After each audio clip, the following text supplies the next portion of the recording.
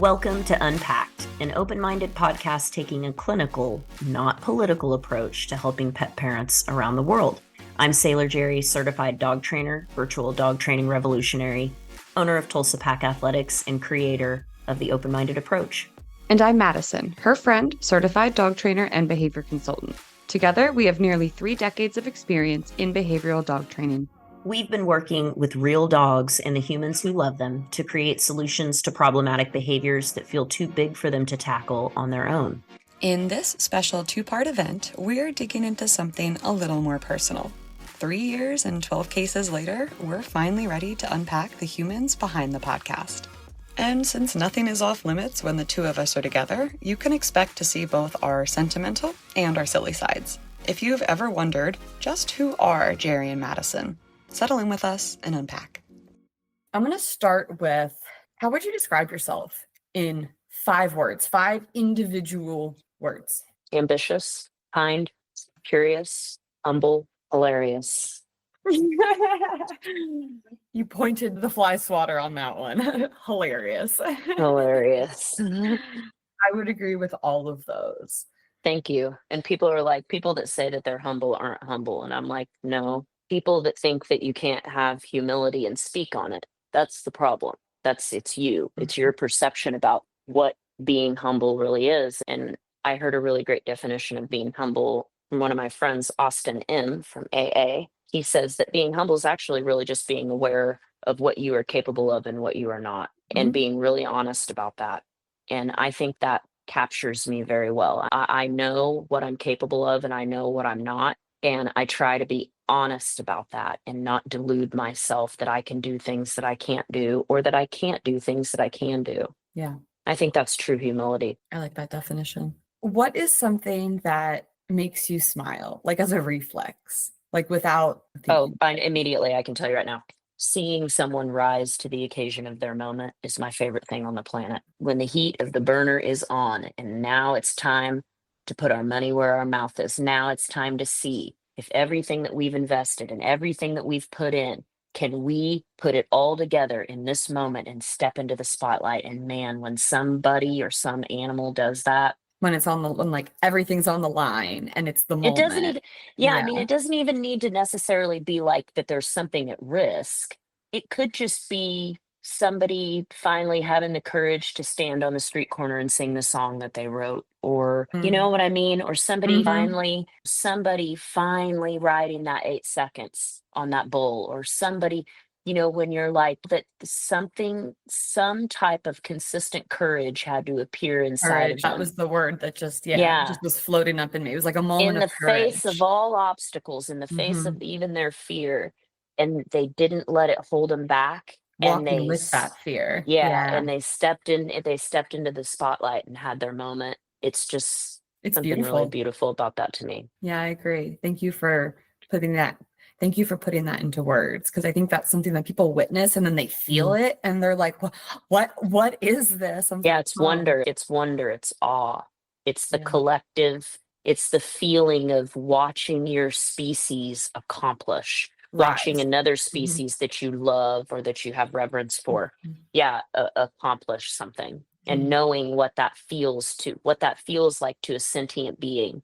What it is, a lot of people think that the feeling is success, but it's not. It's relief. It's relief. That's what you're actually feeling, is that everything culminated into this, and you came through, and it happened, and the relief of that moment. The exhale, that's what you're actually feeling when you have a success, is the relief of reaching that milestone. If you were a superhero, what superpower would you choose? I always thought that was such an interesting question. It's really hard to say, because I think about the downsides to everything. My first inclination would be to control the weather. But but then you see, you can, because it's so Storm in X-Men. It's so earth driven and and I really am too. But then you could see how, if you didn't have, if you weren't omnipotent, you wouldn't know how to balance that out. Maybe, I don't know. No, I'm going to stay with control the weather, because they all have downsides. I would control the weather. That's a really good one. What is the last topic unrelated to dogs that you like properly geeked out over? I've been geeking out on it for 12. The state of my soul. The state of my soul is always the thing I geek out on the most. I pay attention to that more than I do anything else. I am a very wayward type of individual. It takes a lot to keep me on the rails because I'll just go off into my proclivities and my personality. So I have to spend a lot of time working on what my soul is really doing here and what my purpose really is, and not doing the things that my personality drives me to do, because my personality is here to serve my purpose, but it's really a really formidable personality, and so if I'm not careful, I'll fall into it. But it's great to have. It's great. It's got me a lot of things and it's got me really far. And but I am understanding the limitations of just trying to get what you need based on your personality. It's very limiting. And is the book that you just finished and restarted related to Yes. this Yeah, rabbit hole, yeah. this It's a particular great one rabbit to hole? Yeah. it's a really great one. It's called Seat of the Soul. It's a really good one to anybody at any level of their journey could understand it and benefit from it. Yeah. Okay, so this was one of the first questions that I actually came up with for this episode, just because I think that the people out there will find this interesting. What is something that you think would really surprise the listeners or your audience to find out about you? You're like, nothing, I'm an open book. No, there is one. Like, I'm actually a very sweet person. You are I actually have a very kind heart. It's gonna the be biggest heart. The biggest That's all heart. I can say about that. The I'm very big- actually a very kind, sweet person on the inside, and stuff hurts my feelings a lot. You're sensitive. Yeah. I'm actually really very sensitive. I'm just really strong, and I've just been through a lot, so I You're know how to resilient. navigate it. Yeah. Yeah. But I I think know. that would surprise a lot of people. I think people think I'm You're a big old kind in a softy. yeah, like kind in a way of Loving of like being of animals service and to others. Yeah, I yeah, think yeah. people see that, but I don't think people realize the depth of how intense that is, because I'm just goofy and it's not all there is to me. So I want to make sure I don't, because it gets a little weepy, but And I think that you're like me in that we keep tight circles because we're so intense, right? It takes a yeah, lot out of us to have these really like beautiful and wonderful but intense relationships and feelings a lot of the time. yeah. Like another thing, I don't ever listen to anything that I say. Like and Madison, Madison gets so upset with me. She's Jerri, put the episodes on and just let them Just play turn the silently volume in the down. background. But Gosh, you don't have to listen to yourself, but you do yeah, need to listen to a show.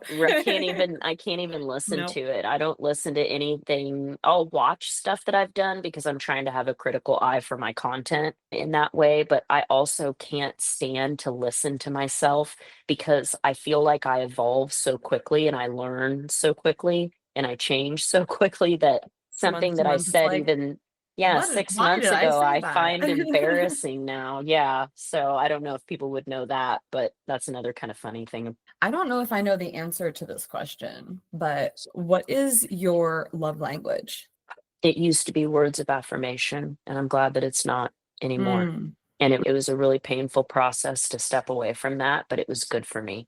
So I think acts of service, quality time. I yeah. think I like connection a lot. And I like to know that people want to be, it's just it's also my love language. I think a lot of people would assume that my love language is just words of affirmation. And I'm not always doing that intentionally, as that's just part of the way my personality is.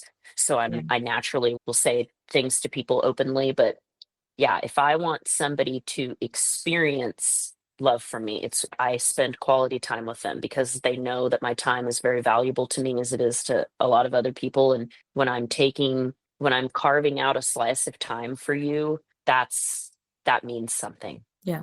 And so I try to pay attention to that in other people as well. What would you say is your like quirkiest or weirdest trait?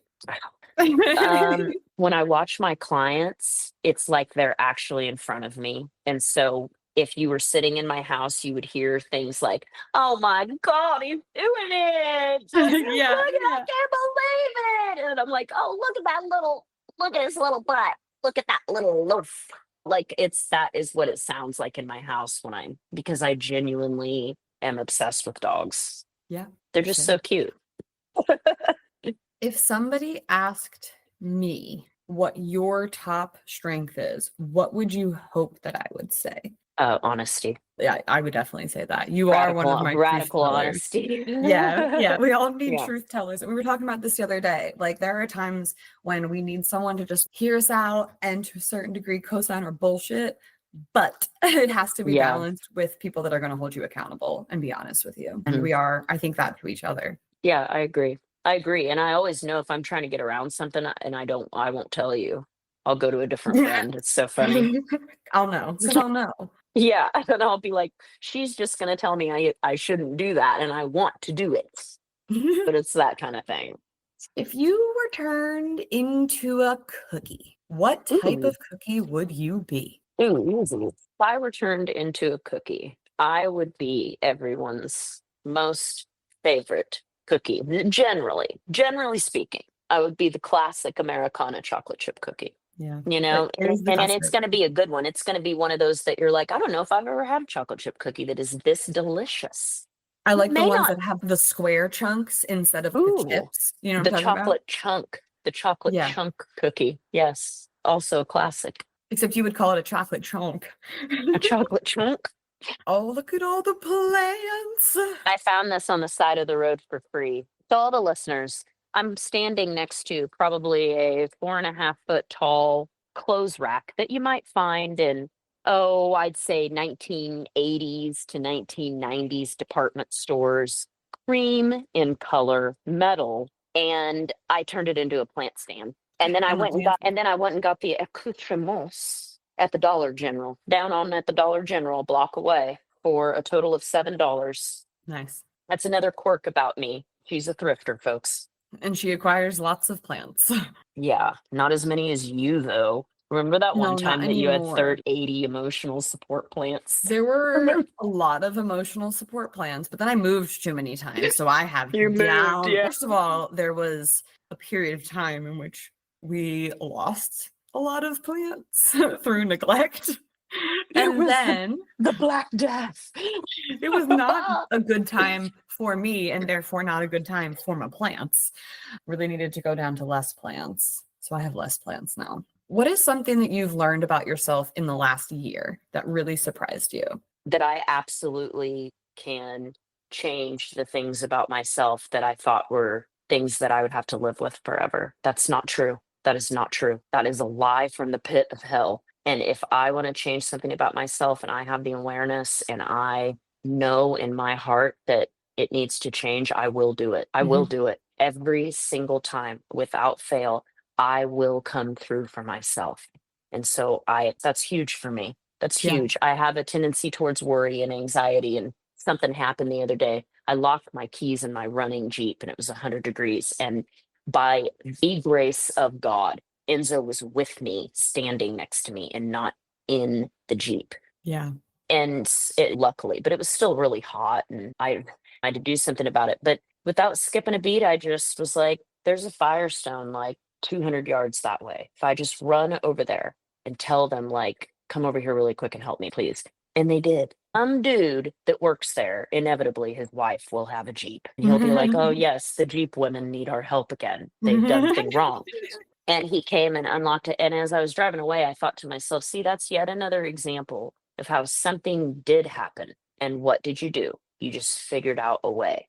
So all of this stuff where you're like overly worrying about what you're going to do. Like, what do you mean? What are you going to do if that happens? You're going to figure something out and you're going to be okay. So this one came from your stories. When we asked, I have a couple in here from your stories. And I circled this one immediately and was like, okay, this is the winner.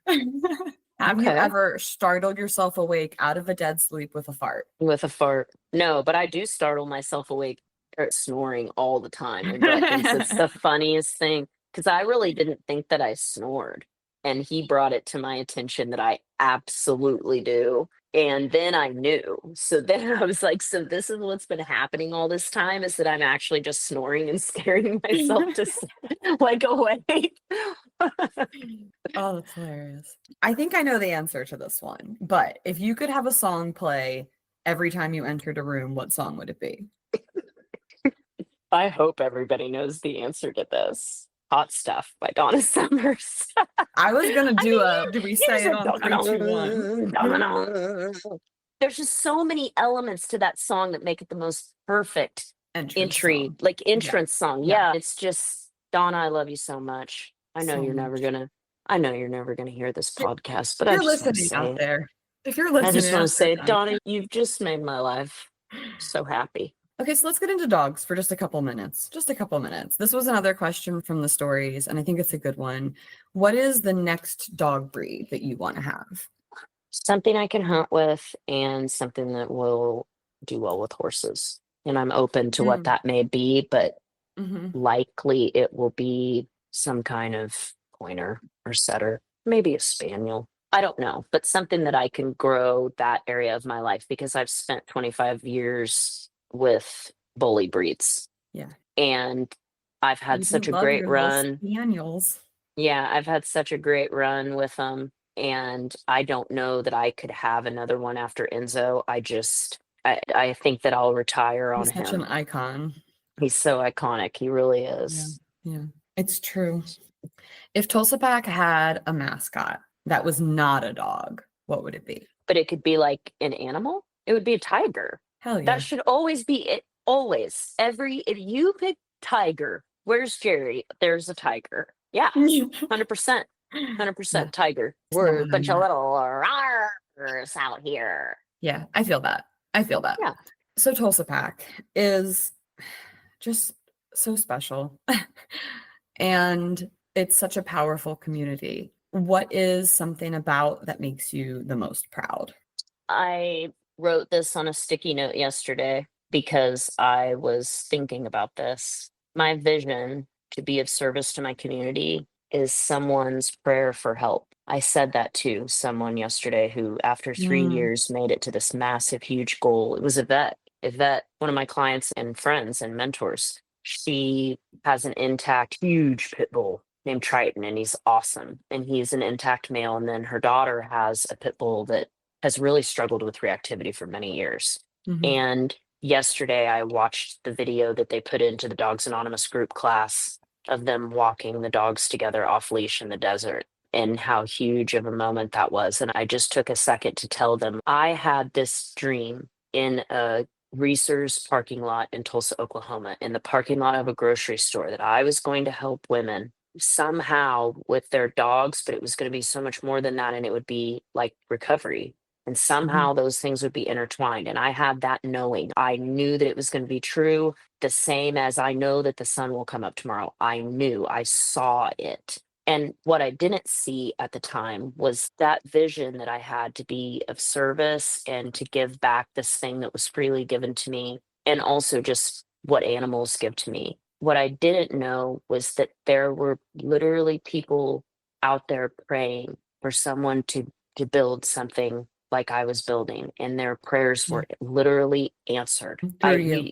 Yeah, I Through didn't. your work. Yeah, and I really do. I really do think that we all have a purpose, and we're all here for some greater thing, and we all feel it. We can all feel that there's something there, regardless of what you call that or what you practice. But I knew that, but now I know in my heart that the things that I create in my mind and the ideas that I have and the ways that I want to be of service, those are things that will answer people's desperate prayers for help. Yeah. And that is not to be taken lightly. It's very serious. Yeah. And so I just have to push through and just keep going, even when I don't want to do it sometimes, or I just want it, because you just realize that's part of it. Yeah. Speaking of vision, what is the 10 years from now vision? What's the legacy, or however many years forward you can conceptualize for the legacy? My hope would be that I'm going in the direction of what Denise does and the way that she's able to have the size of academy that she is and all those moving parts. I do something slightly different, so I recognize that there are differences there, but my goal would be, I always want to train dogs. This is my craft. This is what I do. I have much to learn still. And so I always want to make sure that I have personal clients, but I would love to get to the point where, each trainer has 10 clients, and Dogs Anonymous is getting all of the help that it needs from Tulsa Pack totally off of a volunteer basis and for Yeah. free. And so that's my vision, is how can I grow my business to benefit not only the people that are coming to get help, but myself and my own life, because I have dreams and goals to expand everything that I'm doing, but I have to make a living. So I have to think about that. What do I personally want to be doing on a day-to-day basis for work? And Yeah. what I want to be doing is helping people with their dogs.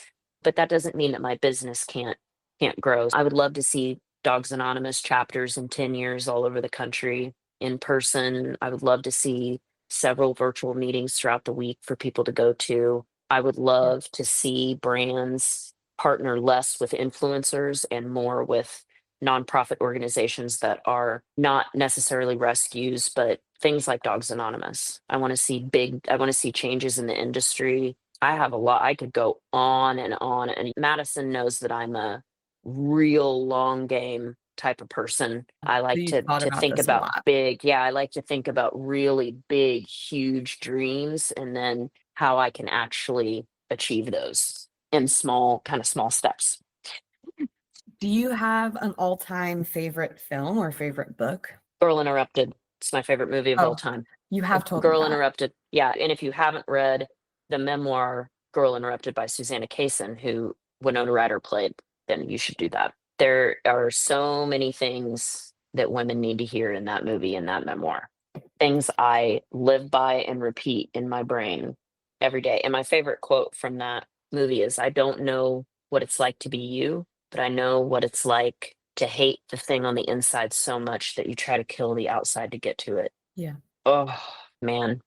Who would play you in a movie of your life? The usual suspects are Zoe Saldana, but there's actually a woman that looks identical to me. Her and we could literally be identical twins, maybe fraternal, but her name is Ariana DeBose. And at least twice a week, someone that actually knows me in real life I just turned this on and I legitimately thought that you were in a movie. I legitimately thought, oh my God, Jerri's gone from social media to the movies now, and here she No, is I on my have to. screen in front of. What is it? It's shocking.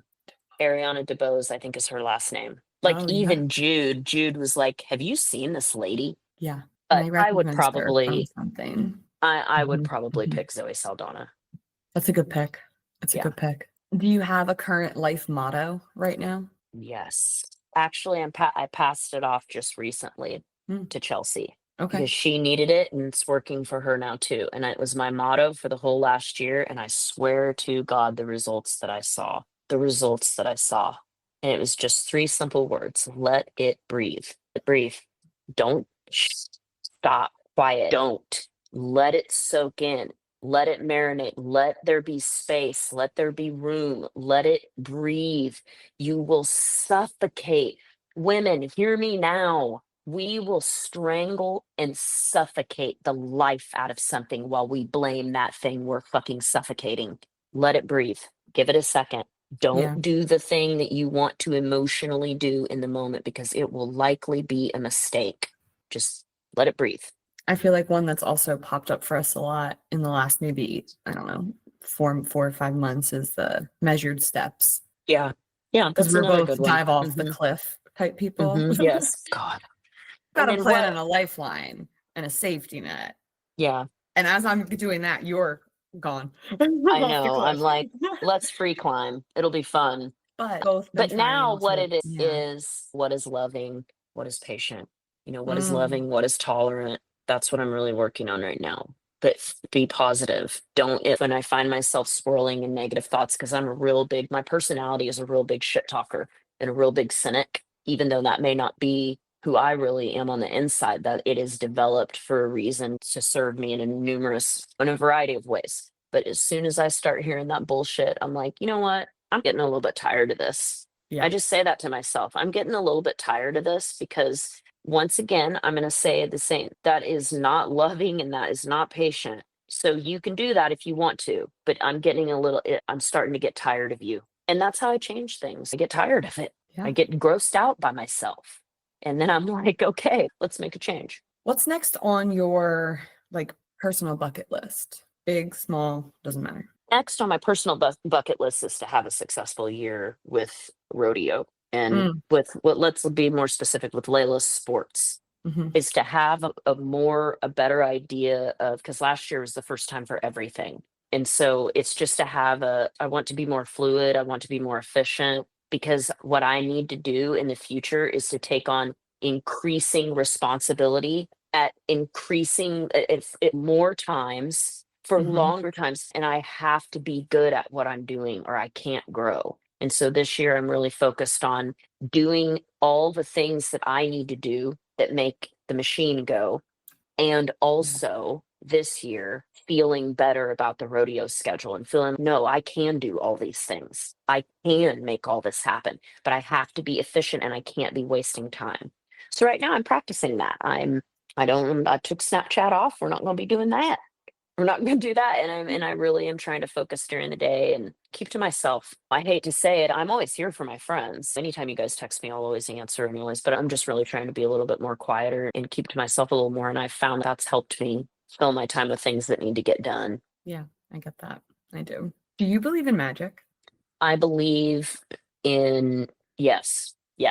I think that it's called different things, but I believe we would be fools to think. We would be dumb, soppy fools, the dumbest variety, to think there's not things going on here that we just don't know about or don't have access to or have been lost to the ways that human beings are. We would just be, I think that's foolishness. So I believe in magic. I believe in aliens. I believe in ghosts. I believe in all of it. And I'm typically I'm not easy to fool. I'm not a gullible person. I've been around the dark side way too much. So I wouldn't say that I'm a woo-woo sort of. Yeah.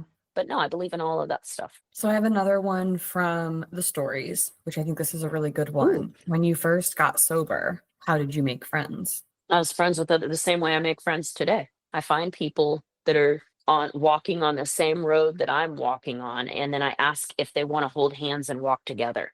What's that old African proverb? If you want to go fast, go along. If you want to go far, go together. So I found people that were doing what I was doing. And what that meant was people that were afraid they were going to die because they were drinking themselves to death and that did not want to do that anymore. I could have cared less about their other qualities at that point. It did not matter to me if they were man, woman, old, young, tall, short, black, white, didn't matter. Are you trying to not die too? Oh my God, same. Can we talk? Can we hang out? And I would go early to meetings and I would stay late at meetings. And I would go to a lot of meetings and I would meet a lot of different people. And I made really good friends that way that I've maintained friendships with for many years. Because when you try to not die with someone, that you can't break that bond ever. There's nothing that will break that bond. No, time is irrelevant. Like you could see him 10 years later and the feeling that you just have, my God, we made it. Oh, it's great. So that's what you do. You find people that are doing what you're doing, and what you're doing is not going to drink at the bar. What you're doing is not cracking open a 30-pack of fucking Keystones and watching the game. You're not doing that. So if you hang out with those people, you're going to think the way those people think. What is something that you tell yourself every day? I think this is another one from the stories. What's something that you tell yourself every day to keep going? You're doing a good job. You're doing a good job. Positive reinforcement for yourself. And then I do a good job. And when I'm not doing a good job, I notice. What are you doing, Jerri? Here you are wasting time again. You got to quit. And then I move on. Because what we say to ourselves to keep going it cannot just be positive reinforcement for particular types of people. I'm one of them. One of my sons is great with just positive reinforcement. My youngest son, you could fly him to the moon but for some people it's just not. And I have to have pressure. I have to have honesty. So that means with myself. And I've had women hear the way that I talk to myself and they're like, that is mean. I'm like, maybe to you, maybe you can't handle hearing that you're a dumb bitch. Well, I can. And I reserve that for when I do something really dumb. Generally, that's reserved for like completely and totally not paying attention to the needs of another human being. Wow. how dare you, that kind of thing. I'll use pretty strong language with myself over, but I don't want to hear that. I don't want to talk to myself like that. So I have to fix it. I have to do something so that the words that are coming out are things I want to hear. That's just the way that it works with me. And I'm open to it not always being like that. I'm open to that being different. But I try to do a really good job. And when I do, or I'll go, hell yeah, that was a good day. It's Yeah. important to, it's important to acknowledge that. You acknowledge everything. You don't cherry pick just the stuff that you like about what you're doing. And then the rest of it is just, I have a unusual relationship with my mother based on that premise, is because I saw a behavior in someone that I don't want to emulate. I don't want to. It doesn't mean I don't love her. It doesn't mean I don't think she's wonderful and has wonderful qualities. That is not what any of that means. It just means that I want to be a person that has the ability to be honest with myself about my own behaviors and the way that I affect others around me, and to not put my head in the sand about it and then go over here and do whatever. It's just disingenuous to me. Yeah. What role would you say that you play in our dynamic, in our friendship? In our friendship, do I have to just pick one? No, you can do whatever you want. The main one, I think my role is to be just a little bit ahead of you on the trail. So I'm Always. just a little bit ahead with my machete, and I'm hacking weeds and I'm going, and I have to turn around and say, Mattison, use your machete. Let's go. Stop looking at that fern. Yeah, Let's like, go. Yeah, But did you Madison, see it? we don't, yeah. But I also think that I would be hacking aimlessly sometimes, that I would be that. I have the map. You can't leave me behind. I don't necessarily have the map. I just know that we can get there. And so I'm the brawn, you're the brains, I'm the brawn. Maybe that's what it is. Maybe that is what it is. But I also love your brain, so I feel like that's also Yeah, part of it. that's true. That's true. Has there ever been something that Mattison, have taught you without realizing it? I try to tell you the things that you teach me. It's just so you know, because I think that's something people miss out on a lot of times, is they just think people assume, or they just assume that people know that the impact that they've had. And a lot of times we really don't. There's just a lot going through my head. I would say that the thing that's had the most impact on me that I don't know that I've maybe verbalized to you is that I don't often meet someone that has done things at the level that I did them or worse. It's just not very common for me. And so it's an experience for me, and it allows me to be around someone that has overcome something that my brain can't even wrap itself around. And there's a deep reverence that I have for that, and a deep respect that I have for that quality in you, that story, that experience. And it has shaped my life tremendously when it comes to the things that I think will break me, or the things that I think are really difficult to make it through. That is one of my new frames of reference now, as opposed to just the things that have happened to me. Now I can actually, that's what happens when you get really close to someone and you're really honest with them and you have a real friendship, is that you begin to accept parts of them as parts of you. That is real empathy. That is real compassion. And so now there is part of me that has been in prison for a long time. And so when I hear that, or I hear something about incarcerated people, it's totally different to me now than it was before. It's like me. And I think that's a profound impact to have on a human being, is to give them something that helps them practice true, realized empathy in a situation that is desperate, that is among the most desperate, sad things that can happen to a human being. For somebody to give me the gift of having more empathy in that area is priceless. Well, thank you for sharing that with me. That's something that when you're incarcerated, you're told that your loved ones are pretty much incarcerated right along with you. And I know that it impacted my family while I was away, but I would not have really thought about it impacting people in my life now in that way. So thank you. Thank you for sharing that. You're welcome. Okay, this is the last one. Last question. Ooh. If we weren't dog trainers, what do you think we would be doing instead? Like together or separately? I think both. I think both. Both a universe where we are doing our own thing and never met because we weren't doing dogs, and both in a universe where we did meet and we're doing something else together. Well, in another life, or if I wasn't doing this, okay, I need a lot of qualifiers for this question because I think it's a good one. But is this something that I have to pick based on the skill set I have now, or just another dream that I have that I would have invested my time and stuff into? If it's, I is think it either me, would be Jerri, as fine. I am now? Yeah. Yes. You, Jerri, as you Okay, are because now. me, Jerri, as I am now, a 42-year-old with the experiences that I have and the career history that I have, if I wasn't doing this, I would be pursuing my dream of having an animal hospital Hmm. because Hmm. that's the only other. And also, I don't know that Layla would be doing what she's doing without this. So I can't really say I wouldn't have been able to afford horses. So Right. so that's hard to say too. Oh, I'd be doing this with Layla or whatever. It's we wouldn't have horses. So if everything stopped today and I had to go to something else, yeah, I'll always work with animals. I'll always do this. But in a different world where I would have had what I really wanted growing up and had the life that I really wanted had I had my mom is a city person. My mom is not a country person. And as much as the rest of us in the family are and ended up to be, that wasn't going to happen. But had that happened, I would be living the life that Layla had lived as a teenager. I would have been Right. rodeoing. And you know how I am. We're going to do it. We're going to do All it. And we're going in. to be the best. Yeah. Yeah. And we're going to do a whole thing.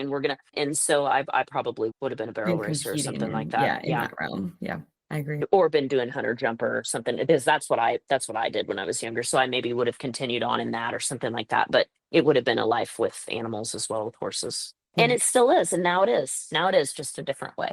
And then what would we Yeah. be doing together? We could do a lot of stuff together. I don't know what we would be doing together if we couldn't do something with the animals. Like that doesn't even sound fun, dude. That No, sounds I can't even wrap sad. my head around it.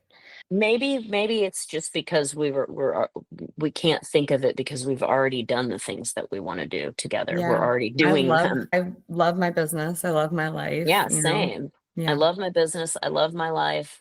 I love how I get to work with my best friends, literally. Yeah. I love my hobbies and my personal life. I like the separation. I like that I'm Mhm. still a very private person, even though I share so much. I like that my friends are private people, even though they share so much. And things are good. Things are good. And I'm going to say they're good when they're good. And I'm not going to do that thing I used to where I try to talk about how great things are. Things are fucking great. I used to keep alcohol and hydrogen peroxide bottles hidden in my medicine cabinets and I'd put them inside my shower and I'd drink them when I took a shower. They were full of liquor. They were full of cheap vodka. And the funny thing about that is I lived alone. Who was I doing that? Who did I think was going to come over? And this is the type of stuff that I used to, you know what I'm saying? Madison was telling me a story the other day about, she was like, oh, this lady that I was incarcerated with, she used to make up the funniest songs. And then she started singing a song about pads and how in the tampon Making them factory and into tampons. it helps me have perspective. It helps me have perspective. And I think about all of the time. I know some people recover and they try to push that away and they don't want to talk about their past. And they, boy, howdy, I do. I'll Yeah. bring up some random story like that right in the middle of talking about how great things are on purpose. I do Mm. that on purpose. Wow, I used to just be I'd wake up in the morning and chug a whole bottle of wine at 5 o'clock in the morning, pass out for a whole day, not even know what happened and who'd been there. And look at me now. Look at me now. Look at you now. You think about those kinds of things. You think about opening your eyes, and above you is a bunk in a cell. And look at you now. Like that's a miracle. That's a It, fucking it's the miracle. window for me. That's why I always make a big deal about my window in my office. And I love it because I literally used to look at the world through bars and then two Oh, barbed wire fences. If I even had a view, if it wasn't just yeah. looking out at another concrete wall. And it's one of the reasons why I escape in the woods as often as I can, because being, Yeah. away from people and being out away from lights and those things, it's seeking the opposite of that. Hmm. Yeah, it makes it all that much more special when you've seen not that, when you've seen the opposite of that. I actually hadn't seen the stars for, I think, almost 4 years when I got piss tested in the middle of the night and walking over at And you were 4 like, a.m. oh, look at this. I remember everyone stars. grumbling because like we all got woken up, you know, in the middle of the night for a random piss test. And I just remember looking up and seeing the stars and being like, we haven't been out after dark. It's against the rules. So it was just really powerful. Yeah. Oh my God. I'm going to think of that when I'm riding my bike and looking at the stars tonight. Last night, I was riding down my lonely, dark country road, which is a huge deal for me. Enzo wasn't with me, which is a huge deal for me because I have been afraid of the dark for as long as I can remember, most of my life. And so it's nice to, I don't know what I think is going to come out of there and get me. It's not going to be a human being. It's just, I don't live in a place where that I'd be real afraid if you were a human being and you approached me on a dark road. I would run. I would fear for your life. So I'm not worried about that. I'm not. Yeah. And so I let all this stuff go and realized like things look really scary in the dark, but I know what this looks like because I drive this road all the time. And so I started paying attention to what the little shadows were, and I realized what they were. And then as the week goes on, the moon grows and it brightens and brightens. You can see more and it's not so dark. And there's a whole world out there at night. The smells are different. The sounds are different. You can think. It's not so stimulating. It's really peaceful. I can't imagine not having that for years and then seeing it for the first time in 4 years. How breathtaking. Bittersweet. Yeah. And then I got stage fright. Couldn't pee in front of the officer. So that was looking the whole at the thing. stars. I can't handle this. That's funny. Thank They're you. like, you're just trying to stay out later so you can look at that Big Dipper. They wouldn't have been wrong. Thank you for digging right. into all of this with me, answering all these personal questions. That was fun. Yeah. I can't imagine why anybody would care about any of that, but if they do, it's a good listen.